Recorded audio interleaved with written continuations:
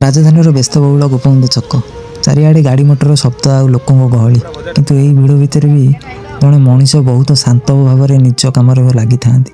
ସିଏ ହେଉଛନ୍ତି ଆମ ସମସ୍ତଙ୍କର ପ୍ରିୟ ବାଦାମ ବିକାଳି ମଉସା। ତାଙ୍କ ହାତରୁ ବାଦାମ ପୁଡ଼ିଆଟିଏ ନେଲେ କେବଳ ଭଜା ବାଦାମର ବାସ୍ନା ଆସେନି, ବରଂ ଜଣେ କର୍ମଠ ମଣିଷ ନିଷ୍ଠାବାରୀ ହୋଇପଡ଼େ। ସେ ବାଦାମ ବିକନ୍ତିନି, ସତେ ଯେପରି ସ୍ନେହ ବାଣ୍ଟନ୍ତି। ତାଙ୍କ କଥାବାର୍ତ୍ତା ଏବଂ ବ୍ୟବହାର ଏତେ ସୁନ୍ଦର ଯେ ଥରେ ଯିଏ ତାଙ୍କ ପାଖରୁ ବାଦାମ ନେଇଛନ୍ତି ସେ ବାରମ୍ବାର ତାଙ୍କ ପାଖକୁ ଫେରିଆସେ।